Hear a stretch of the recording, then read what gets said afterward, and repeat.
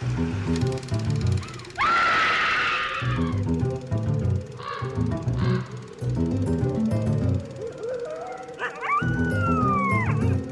and welcome to Scream Scene, the horror movie podcast where we watch every horror movie ever made in chronological order and then we rank them from best to worst.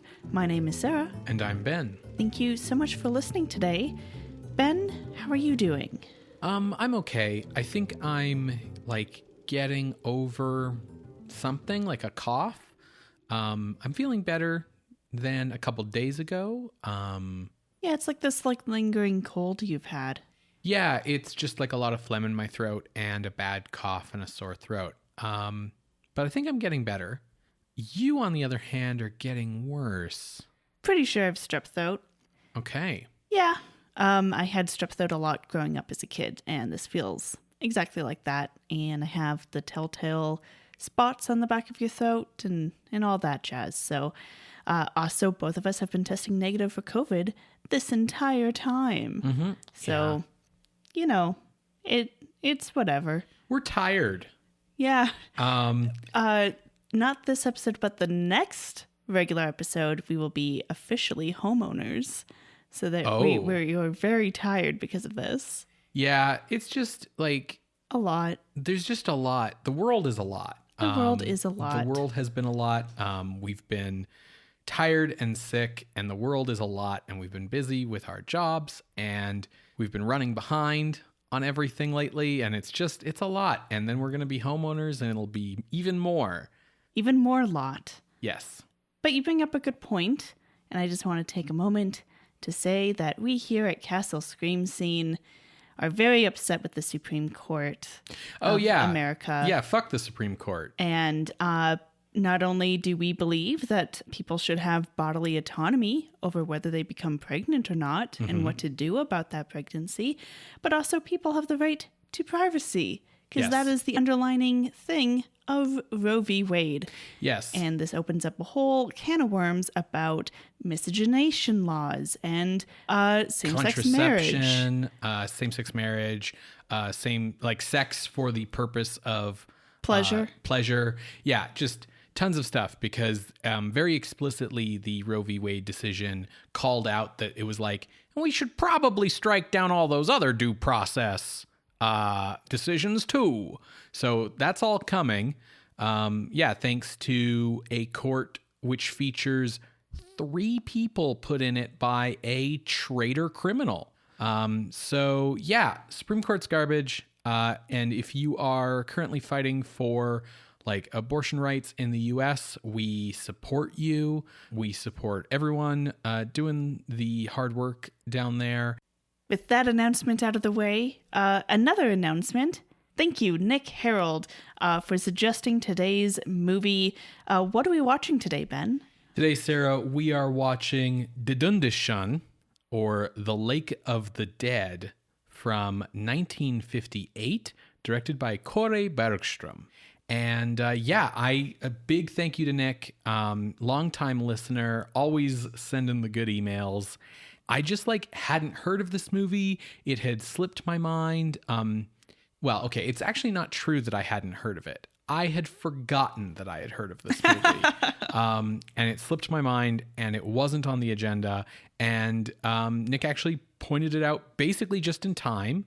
So we're actually watching it in the chronologically correct spot still, because I called out in our last regular episode that we were done 1958 unless someone could point out a movie we'd missed. And Nick did, because he just sort of expected that this was going to be the next regular episode. Nick was like, actually, guys, you fucked up. Yeah. And we were like, oh, thank you. Yeah. So we looked into this movie, and it turns out this movie should be pretty dope based on everything I've learned about it. Yes, same. I think it's going to be a really good watch, even if it happens to end up on the miscellaneous list.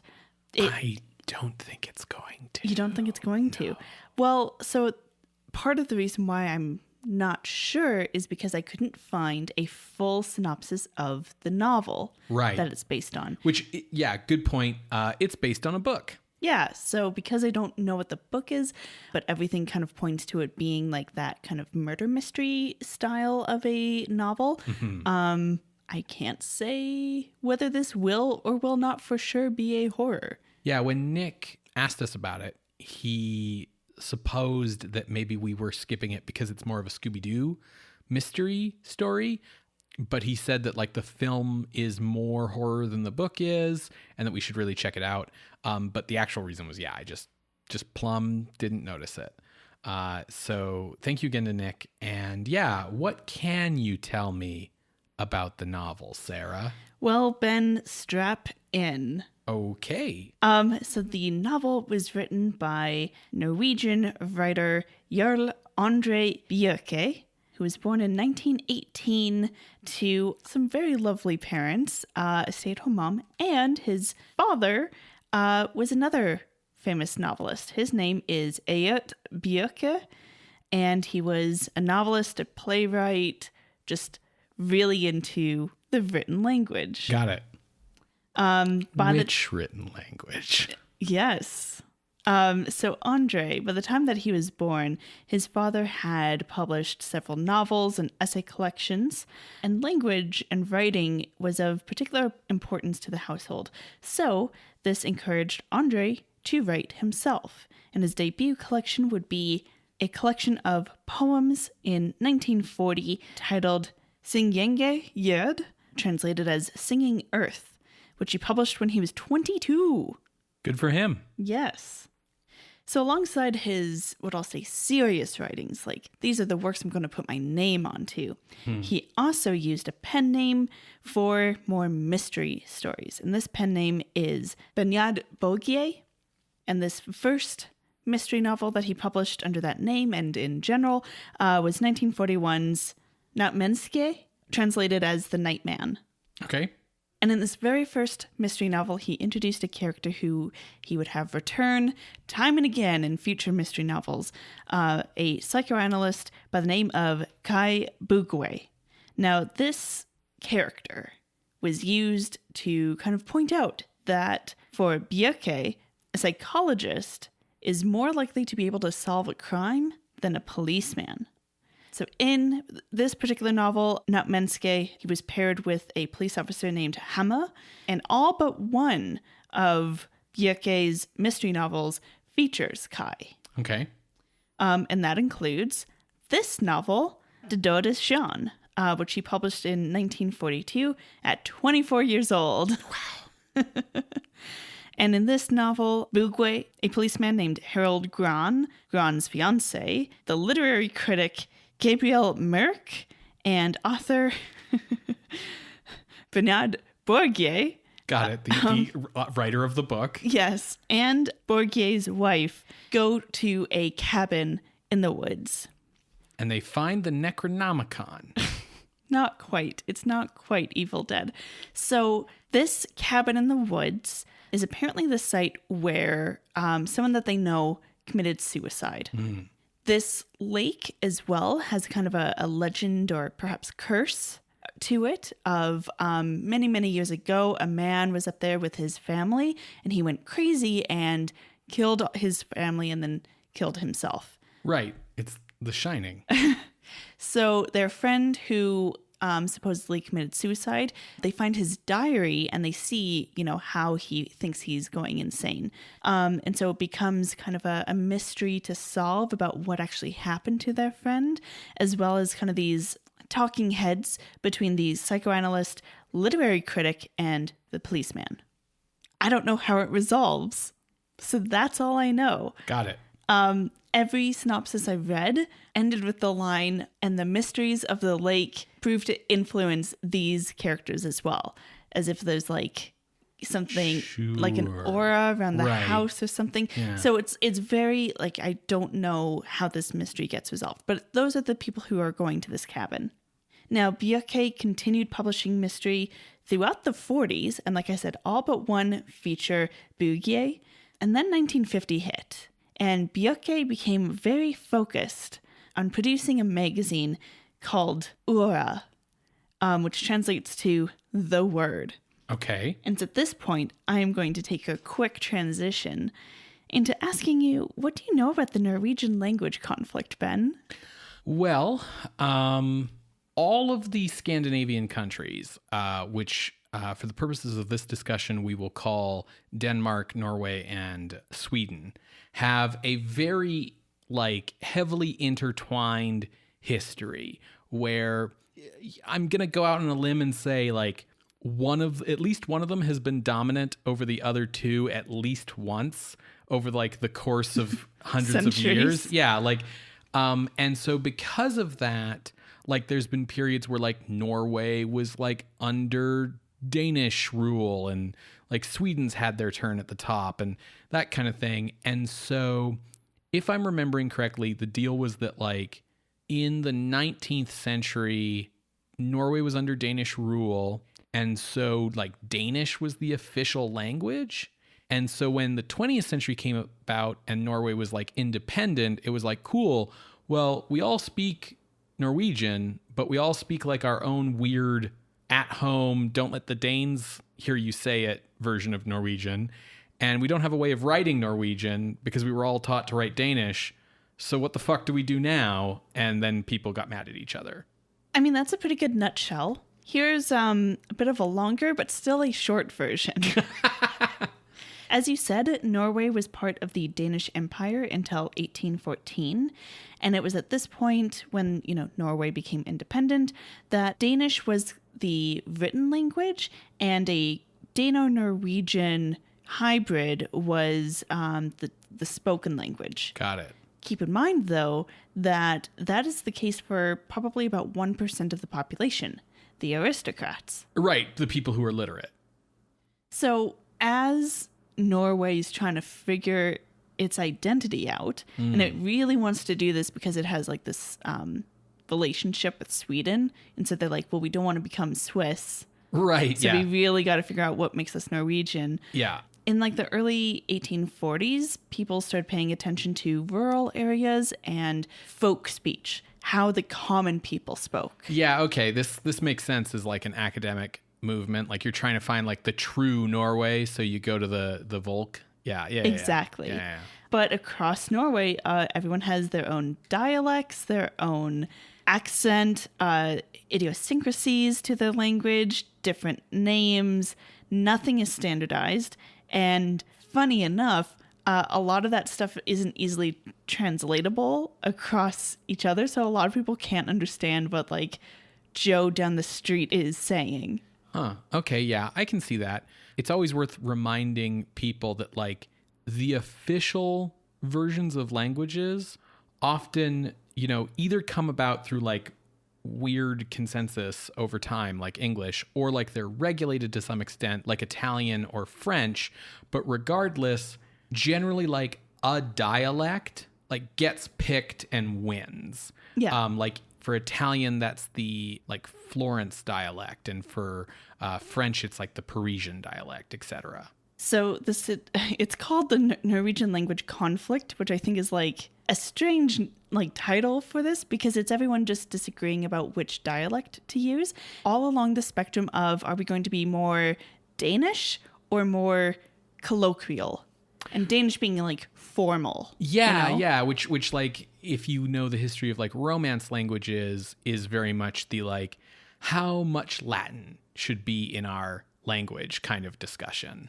So there were attempts in 1885 to have a written language standardized, but no one, especially with the spoken, no one is playing nice together, and no one wants to be integrated, or integrated as in hybrid languages, that sort of thing. So in 1885, there were attempts to have kind of a standardization of the written language, and that became known as Bokmål, which is a pretty good hybrid of Norwegian and Danish. Book talk, exactly. Bokmål, book talk. Yeah.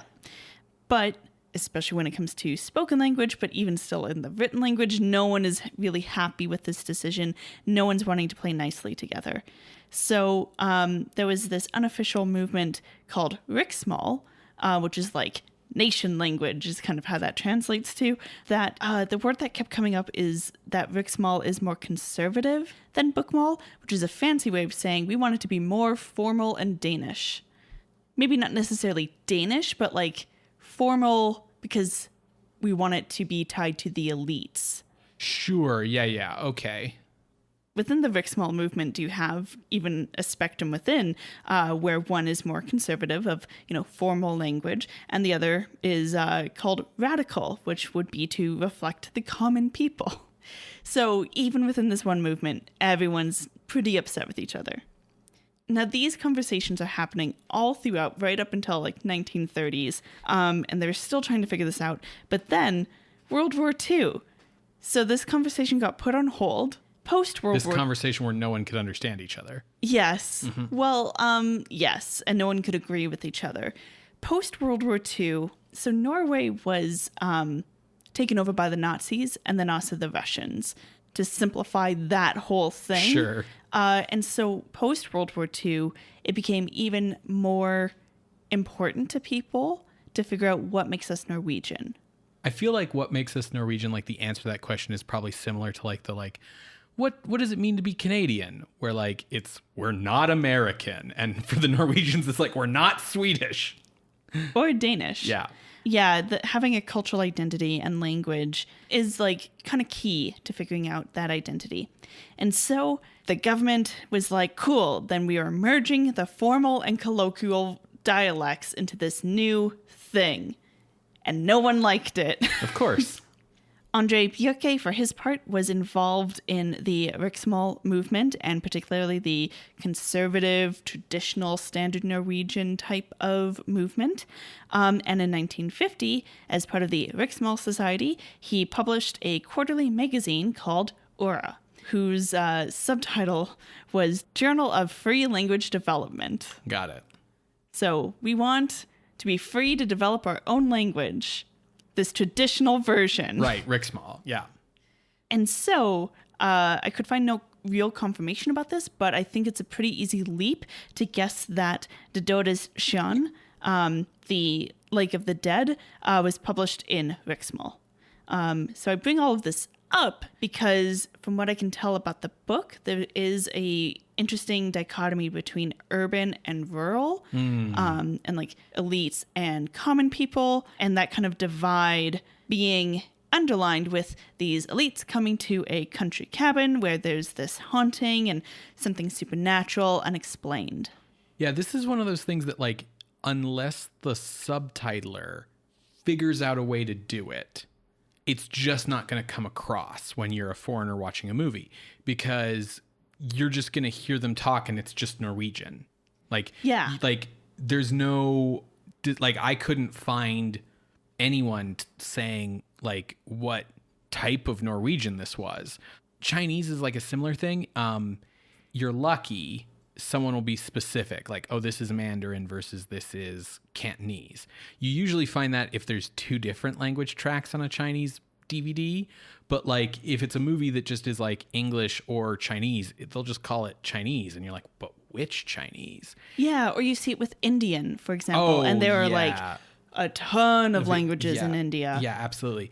And yeah, from a foreign perspective, you just hear the foreign language. And so one of the things that you don't get, like whether it's in a Japanese film or a Chinese film or an Indian film, is like if someone switches from like, say, a formal register to a colloquial register, or from like an elite's language to a rural language, like you just don't hear it. You know, the only thing I can think of off the top of my head is like there's a sort of informal convention in anime dubbing where if like a character in an anime has an Osaka accent, they tend to be given like a Brooklyn accent in the dub to get across like the same, because like the stereotype of Brooklyn people, I guess, is like similar to the stereotype of people from Osaka.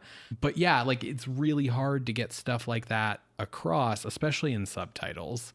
So yeah, I assume that all of that's going to fly right over our heads if there's any like linguistic subtext going on. Yeah. But I wanted to call attention that there could be something going on here. Right. Norwegian listeners, like, tell us what's up, please. You can contact us at screamscenepodcast@gmail.com. The last thing I want to mention about Bjerke before we talk about the film is that he was very pro-supernatural and spiritualism. Got it. Specifically, anthroposophy. I've never heard of that. Well, it has its roots in German idealism and some white supremacist pseudoscience. So, Got it. Okay. But its basic idea is that, there is an existing spiritual world, and we can access it through our senses by being aware of things and noticing things. We can see this objective world. Okay. And it's just existing around us. Okay. And the way that we can access it is by examining through a scientific method our imagination, where our inspiration comes from, and our intuition. Okay. The part that's kind of tied to white supremacist pseudoscience is because, everyone has kind of an evolutionary stage of civilizations and people. And so white people are more likely to have souls that become spirits that are reincarnated and experience their past life before being reborn. Well, that's nonsense.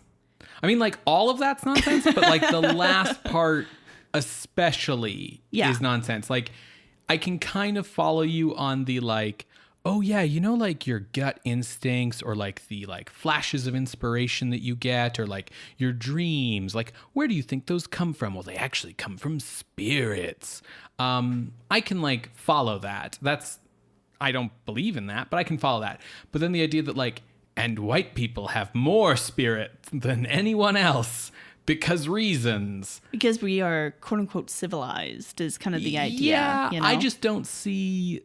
To be honest, I don't see the correlation between civilized and like more spirits, because like the rationality there should be that like if these spirits are where creativity and like inspiration come from, and like gut instinct, then like the civilization with the most spirits should be the one that's like the most creative and like goes off its guts. But you see, we can access the spiritual world through the scientific method. So it's using that analytical part of your brain and stuff, not just like spirituality. I guess. So I don't believe with it's this. Nonsense. It is what absolutely. I'm trying to say is it's nonsense because like definitely there are other civilizations other than white civilization that has creativity. And even if you want to make the argument that like, well, the whites have scientific methods, so we know it's there. It's like, that doesn't mean you have the most of it. It just means you can measure that you have the least of it. Sure. It's all nonsense. Yeah. Okay. He got really into this though. Yeah, for sure. So where is Bjerke now, like after the 50s, after the language conflict? Because like the how did the language conflict resolve? Well, it came to a head in 1959. It had been building throughout against the quote unquote radical Bokmål, radical as in to colloquial, right? And so ultimately people pushed and got a blended formal colloquial written version of the language to be used in textbooks. And it kind of was like, cool, we can all go home now. That kind of resolved it. Best as I can tell, at least for today, the closest analogy of this, conflict of Norwegian dialects would be analogous to like the American or British spelling of English. Sure, yeah. I mean, I feel like the thing that has standardized language the most of anything in history has not been like academic attempts to be like, here's the book that tells you how to speak and write. It's been like mass globalization of communication. Like it's flattened out accents where like all of the like very distinct regional accents of the United States are like starting to slowly disappear over time because they all watch the same movies and TV where everyone talks the same, right? And like that sort of flattens out dialect and everything else because we're all hearing each other talk. The internet creates its own dialect and we're all talking like how we talk online now. And so I feel like... Oh, really? Yeah. The look Ben just gave me. But, whereas like I can understand why there were all these tiny little regional dialects in Norway, because like, yeah, if you were like, hey, do you want to go to the next town over and talk to those guys? I'd be like, it's cold outside. No. So I get why everything became very, very like, isolated in these little silos of language. So after, this language conflict kind of fizzled out, Bjerke returned to publishing novels, but DØDES TJERN remains his most popular and well-received. Oh, interesting. After this film, in 1963, he began publishing work under his own name and began collaborating in television in 1970, particularly with the host Harold Tilsberg. And they co-hosted a show together in 1973 called NRK Strafjag Grensland. It's the first show dedicated to investigating paranormal phenomena. Got it. So they were ghost hunters. They were BuzzFeed Unsolved on Norwegian TV in the 70s. The first ever. Huh. The first ever, which is dope. In 1981, he unfortunately had a debilitating stroke. 2 years later, he was knighted into the Order of St. Olav, and he passed away in 1985 at age 66. Okay. To be reincarnated as a spirit, Right. So the film version of DØDES TJERN is written, directed, and narrated by Kåre Bergstrøm. Okay. And Bergström was born in Värmland in Sweden in 1911, but he moved to Norway and began working with Norsk film in 1933, becoming a cinematographer.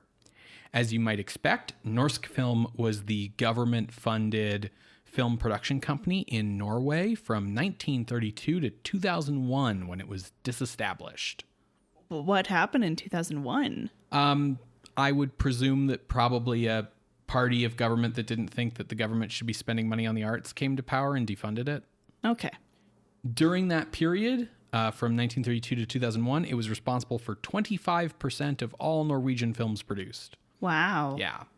One of the films that Bergström shot for Norsk Film was To Misten Clear Peschner in 1950, which was based on a 1933 novel by Gunnar Larsson.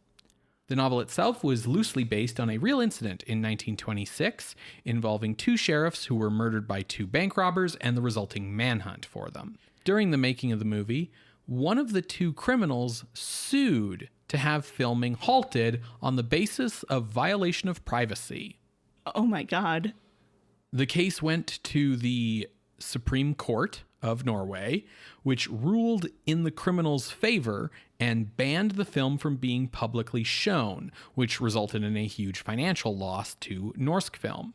The case was unique in European law and established an important precedent in Norwegian law that right to privacy was higher than right to freedom of expression.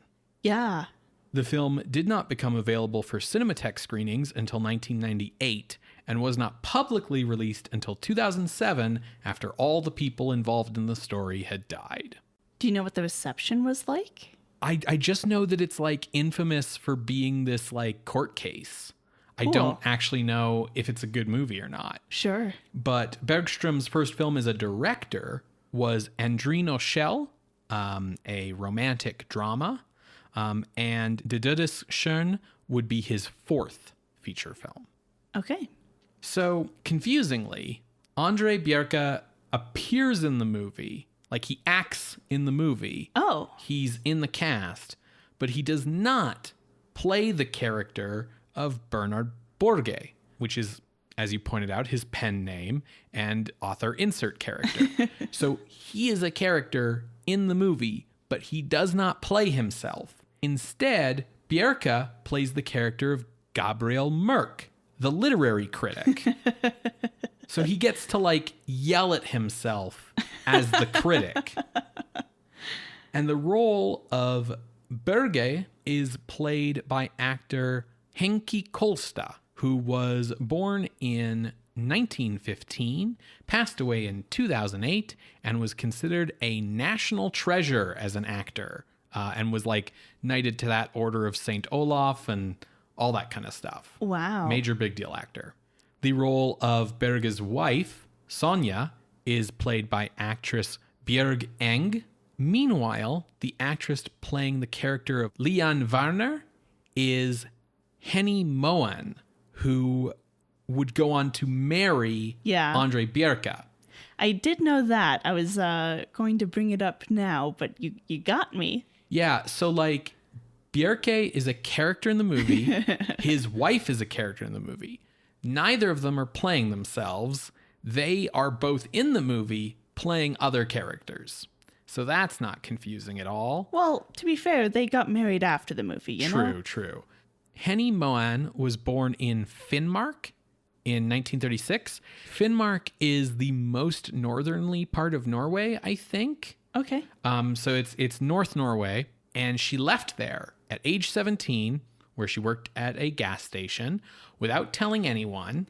Like, from what I understand, she was a 17-year-old working at a gas station, and one day she was like, nuts to this, and just like left work and like wandered out into the cold and moved to Oslo, where she attended drama school. She was just like, I'm gonna be an actress. She became very well known because of her short blonde hairstyle, like this close cropped hairstyle, which was very unusual in Norway at the time. Like, women still all wore their hair long. She was constantly like asked about it in interviews, like, what does it mean? And like, why do you do that? And her customary answer was just she got used to it as a child because they used to cut her hair short because they were worried about lice or something. But it's like, oh, the 1950s, the era when like, why is your hair short is a valid interview question for a woman. That is brought up repeatedly. Yeah. In 1957, she appeared in Ni Liv, or 9 Lives, which was nominated for an Academy Award for Best Foreign Language Film and is widely considered the greatest Norwegian film ever made. Oh. Meeting Bjerke on the set of this film, the two were married in 1959, and they stayed together until 1972 when their daughter was 12. And then I believe in 2002, their daughter wrote a book about them. Mm-hmm.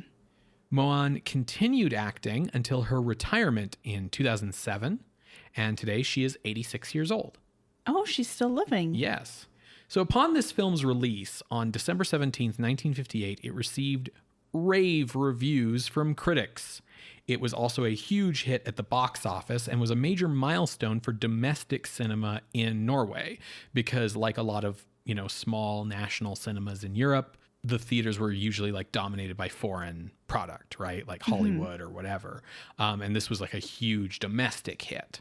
It also was a turning point in Bergström's career. He went on to, do big prestige films after this. The score from Gunnar Sundstivold and the cinematography from Ragnar Sørensen also were singled out for praise. Both of those guys worked on Ni Liv, the greatest Norwegian film ever made. So this is pretty much like the greatest Norwegian film ever made's younger brother. Right.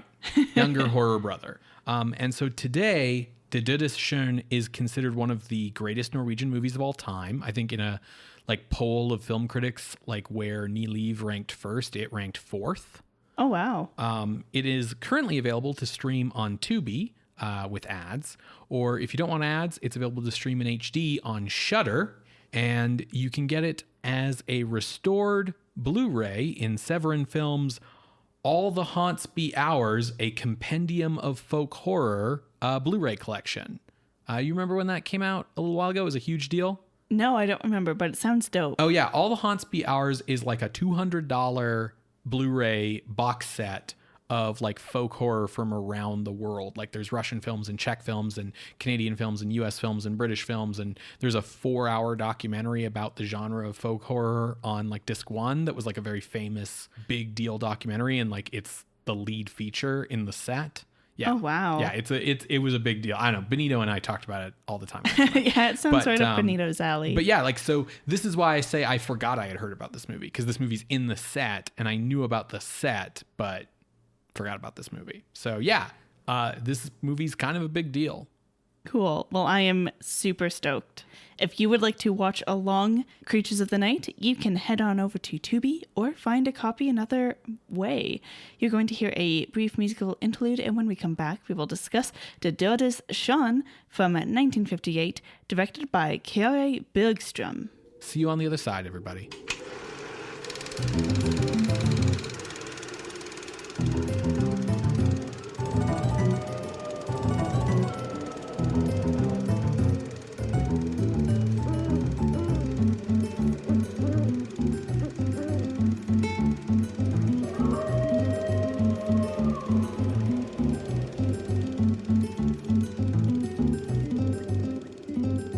Welcome back to Scream Scene. We just finished watching DØDES TJERN, or Lake of the Dead, from 1958, directed by Kåre Bergstrøm. Sarah, what did you think? This was really good. Yeah. I really enjoyed this. This was great. Yeah. Thank you, Nick. What a treat. What do we even do when a movie is good? I feel like I don't remember. Enjoy it? Yeah. Relish it? Yeah, absolutely. This was fantastic. So Sarah, why don't you walk us through the beats of the plot? Absolutely. So we do have a framing narrative of Bernard Borgier reading over a story that he's just written to his wife, Sonia. And he's kind of joking, like, do you think I need to say that, like, I'm not insane in the foreword before this story? But he reads over it to, like, proofread it. And then we fade in to see 6 friends heading on the train to a cabin in the woods. Here we see Borgier and his wife, Sonia, the psychoanalyst, Kai Bugwe, the literary critic, Gabriel Merck, the lawyer, Harold Gran, and his fiancée, Lillian. And I say lawyer like that because I believe in the novel he is actually a cop, but here they have him as a lawyer. Though that might be a misreading on the translations of synopses I saw online. Sure. So they are heading to a cabin in the woods because, they're going for a weekend away, but also this cabin is owned by Lillian's brother, Bjorn, and he is there training his dog Spot. And Lillian's really worried about Bjorn because, he hasn't been answering her letters, and they're twins. And using their twin sense, she can tell that, like, something's gone a little off. So she's pretty anxious to get there. And when they get to the cabin, they discover that Bjorn has disappeared. The person who got them up to the cabin is the local constable, and after they have dinner, the constable says, like, don't worry, like, I think your brother's just out hunting, but did you ever hear about the legend of this cabin? And so he explains that long ago this cabin belonged to Tore Gruvik, who is a guy who was in love with his sister. Now, Tore, some notes about him. He only has one leg, and then the other leg is like a peg leg, pirate style. And Tore was, pretty obsessed with his sister. So when she elopes with a local farmhand, he kills her and her husband, and then a couple days later ends up actually committing suicide by going to the bottomless lake, rumored to be bottomless lake nearby.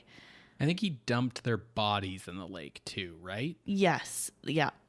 Because to dispose of the bodies, he takes them to this bottomless lake that apparently has like a pretty strong undertow. And then 3 days later, he ends up committing suicide by going in himself. Now, part of this legend is that Tore is said to still haunt the woods around the lake. You can tell that, he has these footprints around because he has like the one regular leg and then the one peg leg. And the way that he haunts is also by possessing people who stay at the cabin. Now, it's like midnight, but they're like, well, let's go see this lake for some spooks and scares. Sonia, in particular, also really likes to go swimming, and she seems to be a pretty strong swimmer. I really like the interplay between Sonia and Bernard because, like, Sonya's very like adventurous and like, you know, just wants to have fun and like do whatever, and very kind of like has this very like carefree attitude about things. And Bernard is like extremely neurotic and like kind of cowardly, a little bit clumsy, like doesn't like to rush into new things.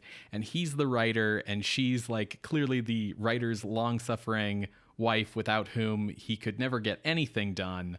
And I just liked that in this movie. Yeah, they had some good, I'll call them comedic elements. There's no moments where it's like comedy and you're like laughing along at like a joke or something. I believed them as a married couple. They had like good banter, good interplay. They read as a married couple really believably. Now, as they are wandering around the lake, they find Bjorn's dog, Spot, shot in the head by his shotgun, which they also find nearby. And then in the moss, they can see footprints of Bjorn walking and going into the lake, but not coming out.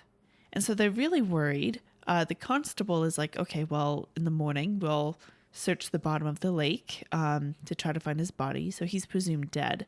But our male characters here do begin to have some like armchair theories about what could have happened. Was it suicide? Was it murder?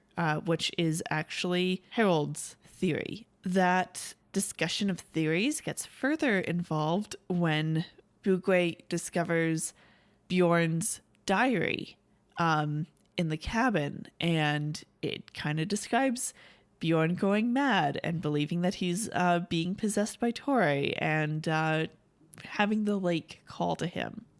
Further in this mystery is I think it's pretty obvious. Bugwe is treating Lillian as like her psychologist and analyzing her dreams with her. But it is played as like a mystery of like, why do they keep going off and talking amongst themselves all alone with privacy? Yeah. Is that guy having an affair with her, the psychologist?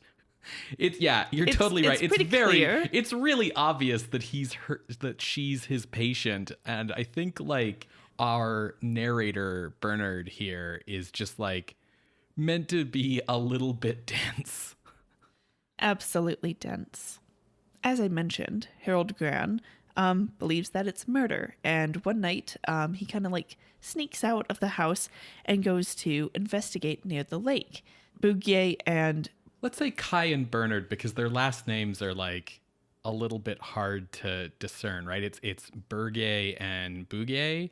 And cool. So Bernard and Kai. Yeah, let's do it that way. See that Harold has left, and so they go to follow. And they hear Harold like end up falling into the lake. Like he gives a yell and falls, and he drowns.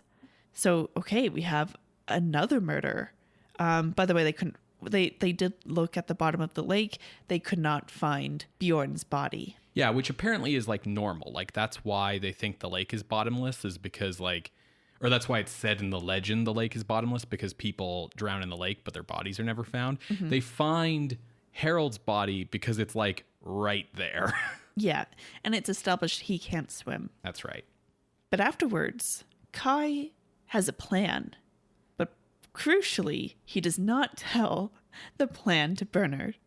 When this plan is implemented, it's the following night, and it also happens to be the like rumored anniversary of when Tore committed suicide.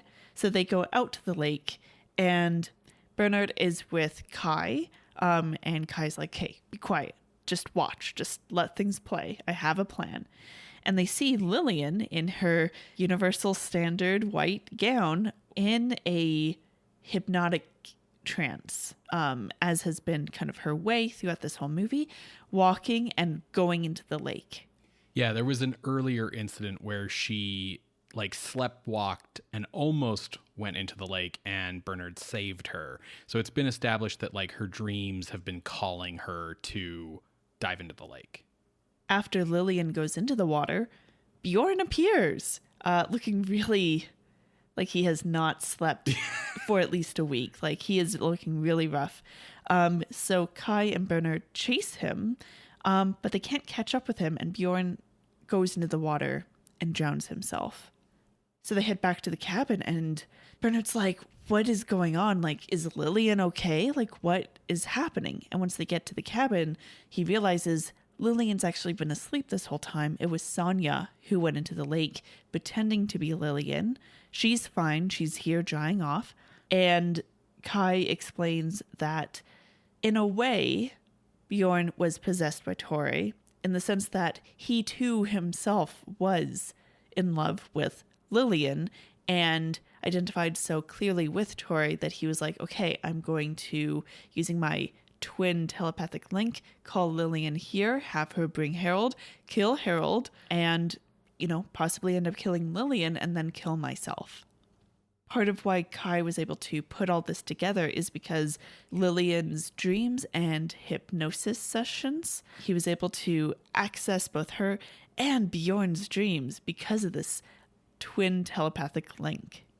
And that is how the film ends. There is kind of a little bit at the end where it's, brought up like, was it supernatural? Because Bernard finds the feather of a crow, which was symbolic in the Tory legend. But yeah, that's the end. Yeah, so through the whole movie, there's this kind of discussion of like, was Bjorn's death a murder, which was Harold's theory? Did he go mad? Like, was it psychological, which is Kai's theory? Or was he literally like possessed by the ghost and it's supernatural, which is Gabriel Merck's theory? And so the movie has a lot of like discussions throughout it of these like three competing viewpoints. And so it's Merck at the end who's like, well, who's to say he wasn't actually possessed, kind of thing. And I bring that up because the author of the book, Bjerke, plays Merck. Yeah. And so it gives some like credence, weight, to Merck's point of view. Yeah, otherwise Merck is there to voice but what if he actually was possessed kind of thing throughout the whole movie, but he doesn't have like a big role in the plot. He does have a lot of fun scenes where he's like in the background, kind of like smoking his pipe and looking broody. Yeah. So he does a good job in the role. And he gets to like needle Bernard because he's the critic and Bernard's the writer. Mm-hmm. And yeah, the only like plot significant thing is that when they find Harold's body, they need to like take it back into town. And the constable's like, I don't have enough people to carry this body, so Merck goes with him, which means that Merck's not there to help capture Bjorn, which is why like Bjorn gets away and drowns himself, because the plan was to capture him. But so I think we can start with some obvious things about this movie. Beautiful cinematography, very, very creepy, very atmospheric, wonderful score. Yeah, the music and cinematography are rightfully praised. There's that iconic shot of her just going face down into the water. Like the way she goes into the water when it's Sonia pretending to be Lillian, it's not like she dives in, she like walks up. There's this like path that comes out of the trees and up to the lake. And then it's like a straight drop into the lake from the end of that path, because she just sort of keeps walking. And when she gets to the end of the path, she just like 90 degrees without breaking stride, boosh, face down into the water, which is a very iconic shot. Mm-hmm. The pacing was really good. As we said, we have like these three characters voicing their point of view throughout the whole thing. And none of it feels repetitive. Mm-hmm. None of it is like, yep, Merck thinks it's possession. Kai thinks it's psychological. Yeah, it doesn't feel like we're biding time. No. It feels like things are moving forward and evolving. The editing in this movie is really fantastic. I mean, you're talking about pacing, you're talking about ambience and mood, and editing is such an important part of establishing a mood. And, the movie has just this like wonderfully creepy atmosphere. And part of that is established through like these shots of just like carefully composed stillness in nature that are like interposed with the action, mm-hmm. often just being like still shots of the lake itself. Yeah, because this lake has a completely glassy surface. Yeah. Hardly anything disturbs it. So when something does disturb it, it's like, oh, well, what was that? Mm-hmm. And actually, Ben, I wanted to ask you, was this like a special lens or something? Because it felt particularly widescreen. Oh, this was shot in scope. So this is an anamorphic lens. Okay. So yeah, this film was shot in CinemaScope. I forget what, because CinemaScope's a trademark of 20th Century Fox at the time. I think they said AGA. Yeah, it's like AGA or AML scope or something like that. It's so they have their off-brand, version. But yeah, this is an anamorphic lens for a CinemaScope 2.35:1 aspect ratio, which really gives a mood. yes, and is also something you can always telltale sign of an anamorphic lens, rather than say like a flat lens that's been cropped to a wider aspect ratio, is when you see them like pan right to left, there'll be some distortion because the lens is curved. Mm-hmm. But yeah, definitely like a very carefully composed mood to this movie.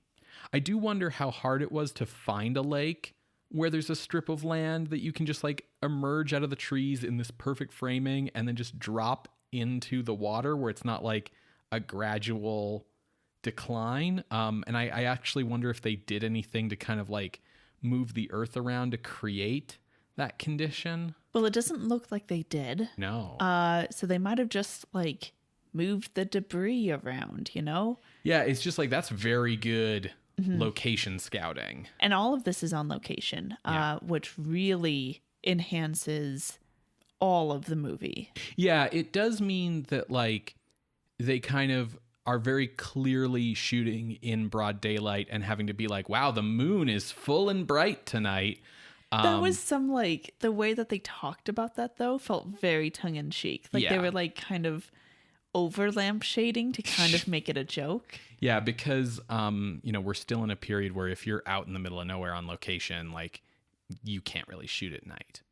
Yeah, we kind of spoke to the pacing. I think the structure of the movie overall is done really well. The way that it has like when certain spooky things occur, there's this really awesome thunderstorm that happens. And that's when like Bernard goes into his room to like shut the window, and there's like just as a flash of lightning hits, he sees someone in the room and the water droplets are showing that it must have been Tor because he had the peg leg footprint. Just like enough spooky things happening, but not so clumped together that you're like, well, why haven't they left yet? Yeah, that's a very good point. You feel like it's just enough. And yeah, the spooks are really well done. That one like shot where it's just like a frame's worth of the light hitting Bjorn in the dark in the room, and then like that's it, was very well done. The thunderstorm is really, really well done, especially after like movie after movie after movie of like Hollywood thunderstorms. There was something really special about one that was like differently paced, that had like, flash of light and then the thunder. Yeah, so that's what makes this different, because they held on to the tension of how thunderstorms work, rather than just being like, yeah, it's a thunderstorm, rain, wind, whoa. Yeah. Which, I mean, I love, don't get me wrong, but it was just really powerful. Yeah, great sound design in the movie. Yes, I was going to be calling that out specifically. The way that they have that stillness throughout the sound design, to the point where like at one point you hear like a frog jump into the lake. It really does a great job of feeling like it envelops you. And I think that paired to the extra wide lens, it does such a good job. What's really interesting is to see how this movie kind of forms like the stepping stone between a bunch of adults find themselves at a mansion where a murder happens, movies of the early 20th century, and a bunch of friends find themselves at a cabin in the woods where horror happens, movies of the late 20th century. You know what I mean? Yeah. Like we are like halfway between The Bat and Evil Dead with this movie. I would completely agree. Which brings me to a discussion point. Okay. Is this horror?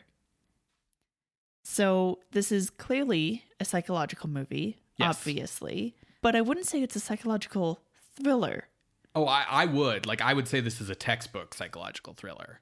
Well, for me, I was never on the edge of my seat being thrilled, but rather was enveloped by spooky chills. Yeah, the atmosphere. Yeah, for sure. I'm not sure like what the timeline on episodes coming out is going to be, but like this episode is going to come out in very close proximity to our June horror adjacent bonus episode, which is on Hammer's Hound of the Baskervilles adaptation from 1959. And it is wild to watch this movie in close proximity to that one. Because so both movies have a central character who goes into the countryside to confront a mystery with a seemingly supernatural explanation, which he goes on to prove has an empirical solution. And he is accompanied by his friend, who is also the author of the book that the movie is based on. Not to mention the parallelism of both authors having these like highly rational protagonists, and both authors themselves, in fact, being supporters of spiritualism quackery. And like Sherlock Holmes even gets brought up in the movie a few times when people are like making fun of other people for trying to like piece together the mystery. There's the fact that, you know, Bjerke plays Merc, the spiritualism supporting character. And seeing the movie, I can see why he doesn't play his pen name author insert character, Berge, because he's as much of a fictional construct as Watson is. He's a character in the story who's clearly very different from how Bjerke himself was. You know, he's cowardly, he's clumsy, but he's heroic. You know, he saves Lillian. He's basically just like an everyman who the smarter characters can explain things to. And so in some ways, like Merc, Bugge, and Berge are like three aspects of Bjerke split into three people, because there's the author who the story is being told to, and then there's like Merc here to give all of Bjerke's like spiritualism points of view, and there's Bugge who's here to give all of the like psychoanalyst Freudian points of view. So you really need a good comedic actor with a lot of charisma to make Bernard Berge work as a character, which makes sense for why they chose like this national treasure actor to play him.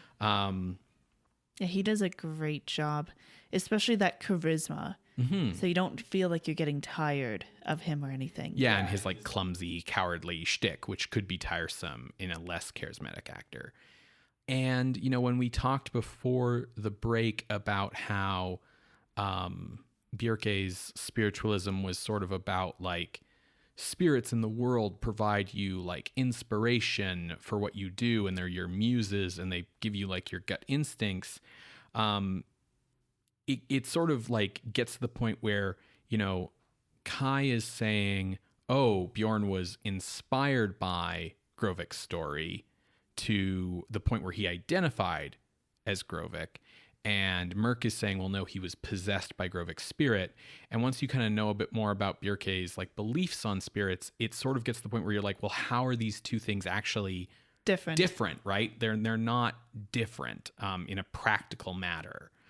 I do think it's funny. The most 1950s thing about this movie is that the like rational scientific explanation of what has happened involves twin telepathy as like a key element. And it's like now sitting here in 2022, it's like, this is the rational explanation is twin telepathy.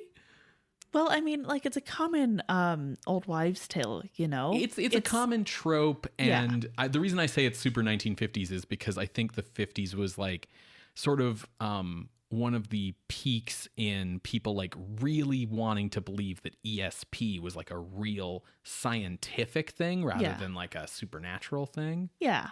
But I don't know. I really like this movie. Kind of back to my point of, is this horror? Right. Yes. psychological horror. So the reason I brought up Hound of the Baskervilles Yeah. in the first place was to compare the way that like Hound of the Baskervilles, you know, was coming from Hammer, who were known for horror, and it really upped the gothic flavor in the adaptation, but it didn't really up the horror. So it stayed a mystery, and we, you know, covered it as a horror adjacent movie. Whereas this is, you know, basically the same kind of story. It's a mystery with spooky elements that turns out nothing supernatural happened. But it's quite clear that the intent in this movie is to establish this creepy atmosphere and spook the viewer. Yeah. So yeah, I would agree that psychological horror is a really good descriptor of this movie. I see what you mean about it not being psychological thriller because it's not like edge of your seat. Yeah, well, It doesn't have that Hitchcockian element. Yeah, Hitchcock. I also think of the Jennifer Lopez movie Enough. Sure. Which is absolutely a thriller because you're just like, holy shit, whoa. Ultimately, when it comes to like the whole exercise that this podcast is about, genre is both fake and very real. Yes, I I love the dichotomy of that in this podcast. Yeah, it's like, you know, genre is what you make of it, and like it's a marketing term, and it's things can be whatever they want to be. Yeah. But also I have very firm opinions on like, well, if you did this, it's not horror. Absolutely.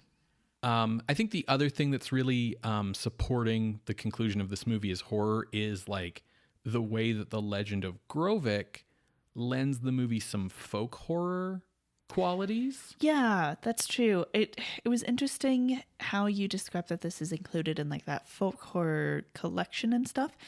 And watching it, I was like, I don't know if I would really call this folk horror because it's just a bunch of guys in the woods.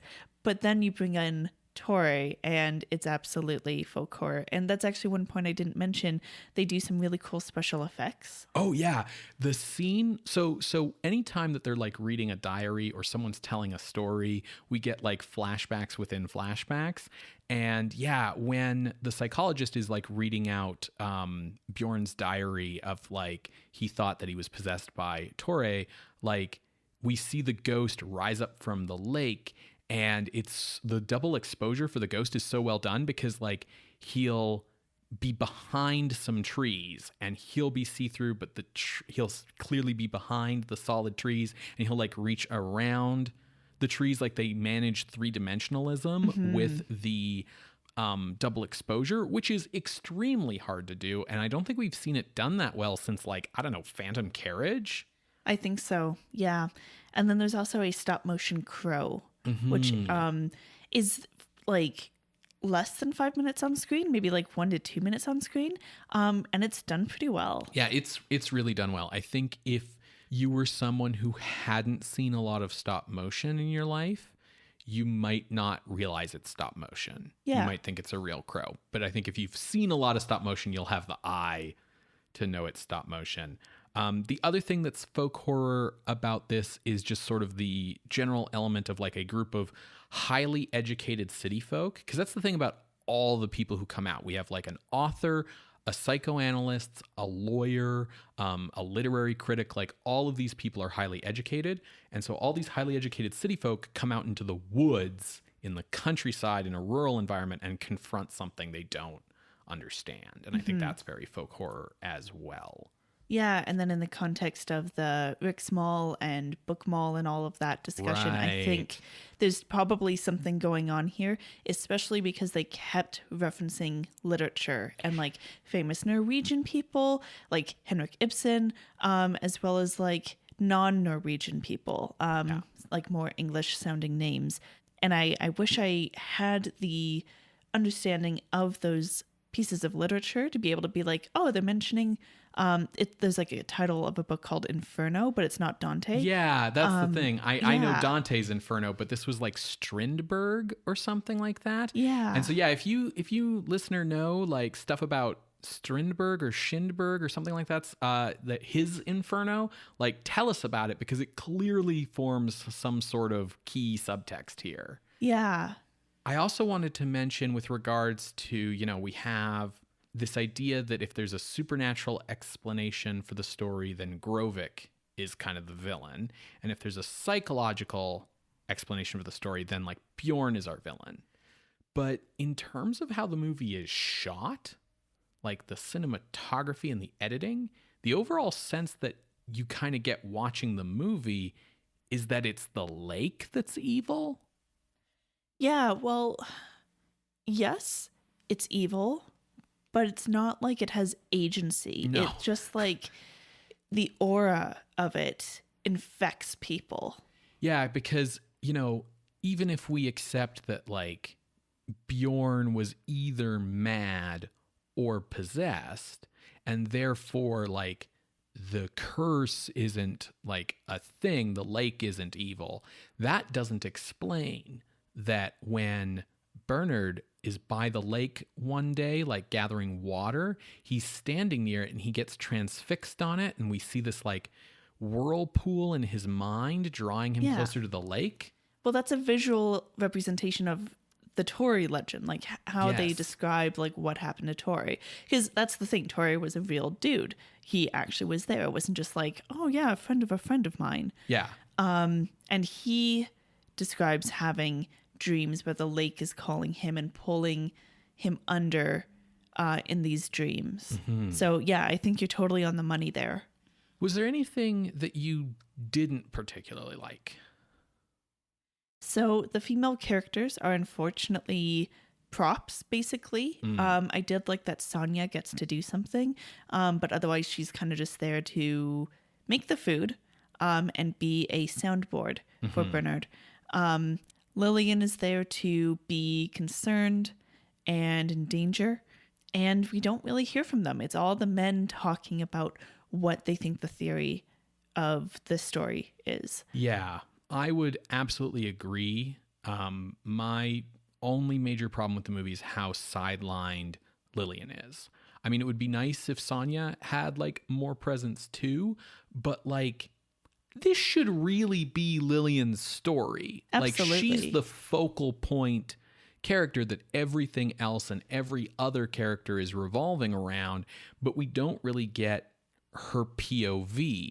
And part of that is like we don't get access to those Lillian and Kai like psychoanalyst sessions because it's meant to be like, my trick secret weapon all along was that I, did these things, and that's supposed to be like held up at the end of the movie as a surprise.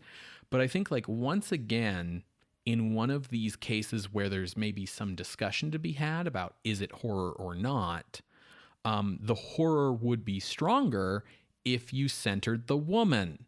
Yeah. And that comes up over and over again in these older movies.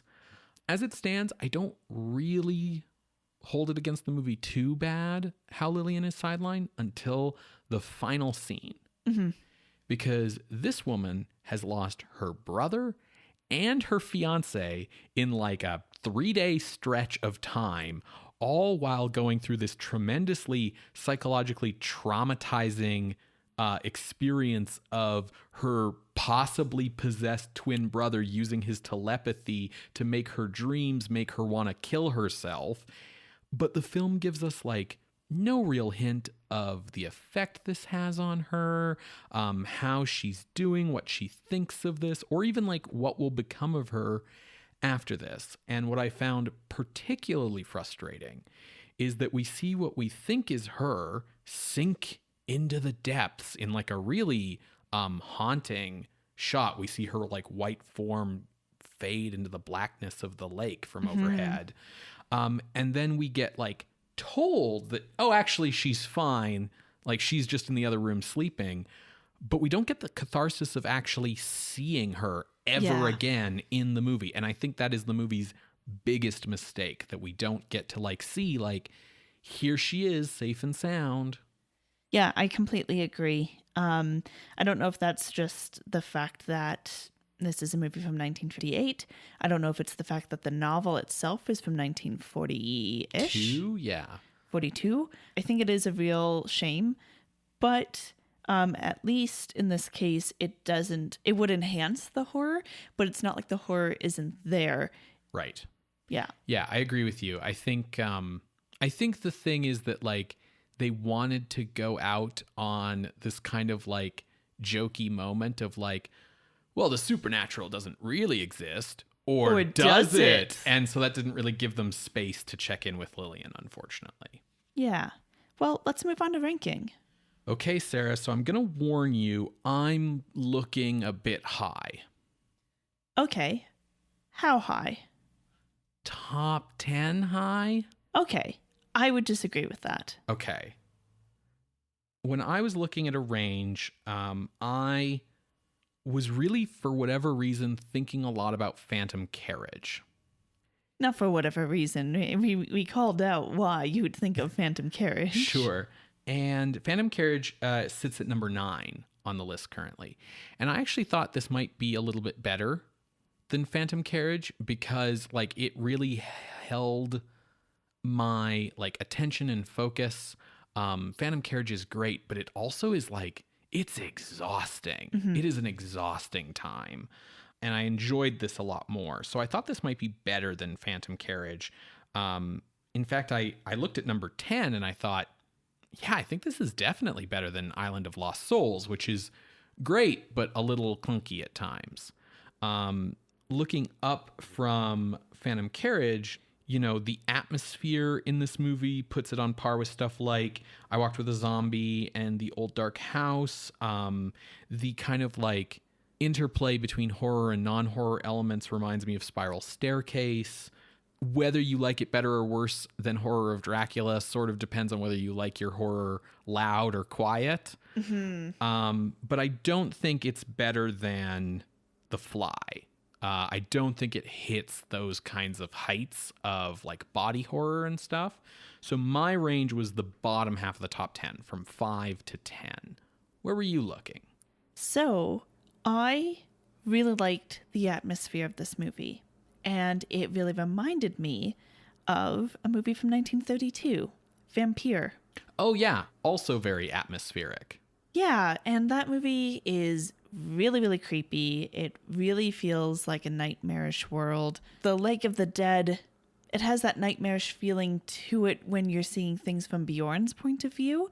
But otherwise, it's, you know, it's pretty straightforward. It has like the mysteries, what secrets are going on, but it doesn't focus on like a nightmarish thing. And I think it would have been a little stronger if we had heard from Lillian and getting that nightmarish feeling from her. Oh, yeah, totally. If I was to remake this movie, it would be like Lillian and Bjorn are the characters you want to see the world through. So I felt that Vampire was better. So that puts my ceiling at 47. Looking down, I called it at 58. Frankenstein 1970, because while that movie is pretty good and pretty like fun, thinking of like the atmosphere, it's definitely much more haunting in Lake of the Dead. Yeah, the craft level in Lake of the Dead is frankly higher than in Frankenstein 1970. So there's a movie that I want to call our attention to in this range between 47 and 58, and that is number 50, Valkoinen Pura. The White Reindeer. Yeah, our other like Scandinavian folk horror movie. Yes. That movie has the atmosphere. It has solid horror. It has focus on the female character. Mm-hmm. And it has that complexity of what is going on here. You know, our protagonist being the horrific character. And I felt that White Reindeer is probably better. Right below that is The Screaming Skull. So I was feeling like this is kind of my range, but within this range, my spot would be to replace The Screaming Skull at number 51. All right. I totally see where you're going. Just for fun, I want to look in the middle of our ranges, which puts us at 28. So the 3-movie span kind of there is The Wolfman at 27, Thing from Another World at 28, Invasion of the Body Snatchers at 29. But where I want to draw your attention at 26 is a movie with a kind of very similar atmosphere to this, Fairman Maria. So what's tough is a lot of these movies here have that cultural significance that really draws us in, particularly Fairman Maria with the SS officer. I think there's something like that here, but it's around language and the rural and urban divide. And we're missing it. We're missing it. Yeah. And I also think that, like, absolutely worthwhile to address and discuss the rural and urban divide. Is it as culturally powerful as an SS officer being death? Right. Yeah, no, totally. I also think that there's other folk horror movies that hit that question way better. But, like, you know, we got to give some weight to the fact that, like, that shot of her going into the lake is apparently, like, the most iconic shot in Norwegian film. And this is, like, the 4th best Norwegian film of all time and stuff. So there's clearly, like, something culturally significant here that we're not latching onto. But I totally agree with what you're saying on every level about the cultural significance. And I get what you're saying about Vampire. I get what you're saying about White Reindeer. But what do you think about below Invasion of the Body Snatchers, but above Fiend Without a Face, which is the stop-motion Brains movie? Yeah, that's another question of, do you like your horror loud or quiet? Because Fiend Without a Face would definitely be loud. I don't recall Fiend Without a Face having that cultural significance. No. It was just like really fun. Really fun, really in your face. Holy moly. Yeah, it's the spot on the list where that shifts, right? Because then below that we have stuff like X the Unknown and Return of the Vampire. No, you know what? I think this is a pretty good spot. Let's do that. Okay, cool. So coming in the list at the new number 30 is DØDES TJERN, or Lake of the Dead, from 1958, directed by Kåre Bergstrøm. If you would like to see this list, you can go to our website, screamscenepodcast.com. There you can find links to the many episodes we have mentioned today, as well as our appeals box. If you would like to contest this or any other ranking, you can drop us a line through our Ask box on Tumblr. You can reach out over email at screamscenepodcast@gmail.com or chat with us on Twitter @_screamscene. Scream Scene updates every Wednesday on Apple Podcasts, Google Podcasts, SoundCloud, and Spotify. You can share the show with your friends to help us out with growing our audience. You can subscribe to our RSS feed to make sure you never miss an episode. And you can rate the show or review the show on your podcasting app of choice to help us get featured by that app's algorithms. If you have the financial means, we also really appreciate your support over on Patreon. Patreon.com/ScreamScenePodcast, where you can sign up to become a patron of the night for as little as $1 a month. Your patronage helps us pay the bills, helps us take the time to do these episodes, which, you know, we really like being able to do a good job on these, and it takes a lot of time to put them together. And if you are a patron of the $5 or $10 level, you get access to regular bonus content. And if you are a patron of any level, you get to participate in our monthly horror adjacent bonus episodes. I believe July's theme is houses. And our June episode was on Hound of the Baskervilles, which we talked about in this episode and will be out sometime around here soon. So watch our social media feeds for that. And yeah, if you want to support us, patreon.com/ScreamScenePodcast. So what are we watching next week, Ben? Next week, Sarah, we are just sort of switching it up entirely. We are going back in time by quite a lot. We are circling back to cover a movie that I don't think is horror, but a lot of people sure do, and one of our listeners sure did and requested that we cover it. And it's a movie that I want to watch with you anyway, so I decided that watching it on the show would be a good excuse to finally watch it with you, and that is F.W. Murnau's adaptation of Faust from 1926, an old German expressionist silent film. Cool. Shout out to David Healy, who is the Creature of the Night, who submitted that. Thanks, David. Cool. Well, yeah, we will see you then, Creatures of the Night. Bye. Bye.